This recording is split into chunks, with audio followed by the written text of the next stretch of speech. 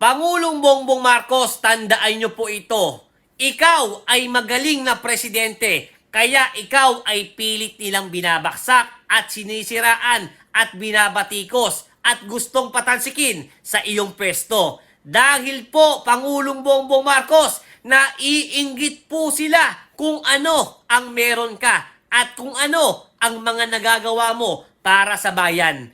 Ito po, Pangulong Bongbong Marcos, tandaan nyo ha, mas maraming naniniwala at nagmamahal sa iyo dahil kitang-kita namin po ang inyong pagtatrabaho at tunay na may malasakit para sa bayan natin at sa ating mga kababayang mga Pilipino.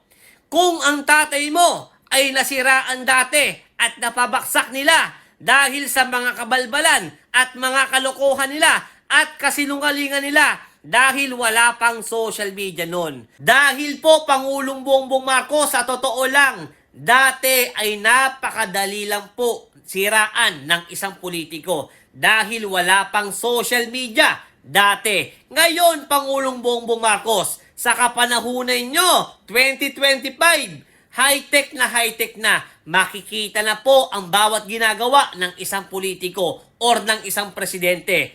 Ngayon, Pangulong Bongbong Marcos, kitang-kita namin ang kasipagan mo, lahat ng achievement mo, lahat ng ginagawa mong pagtulong sa ating mga kababayang mga Pilipino. At kahit ano pang sabihin nila, hindi kanila masisiraan dahil may pruweba at kitang-kita namin na totoo ang pagmamalasakit mo para sa bayan dahil ikaw ay isang masipag na presidente ng Pilipinas at kitang-kita po namin lahat ng ginagawa nyo. Kaya Pangulong Bongbong Marcos, naiinggit sila sa iyo dahil kung ano ang meron ka. Naiinggit sila sa iyo dahil napakasipag mong presidente. At naiinggit sila sa iyo dahil ikaw ay naging presidente. At higit sa lahat, gusto nilang kunin ang kapangyarihan para sila ang mamuno at maghari ang kasamaan.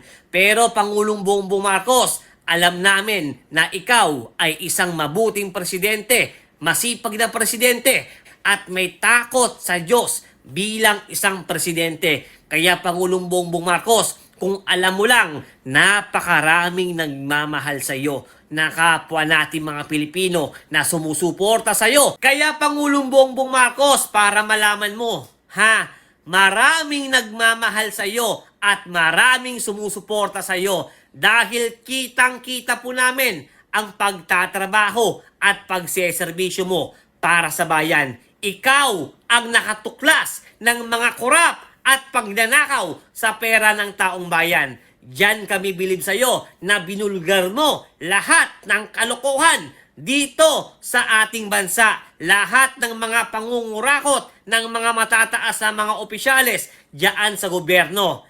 Ikaw ay hindi korap. Kaya sila nagagalit sa iyo at pinagbibintangan ka dahil nabisto mo sila sa mga kabalbalan nila na mga ginagawa na pangungurakot sa pera ng taong bayan. Ikaw ang idinidiin nila sa hindi mo naman kasalanan.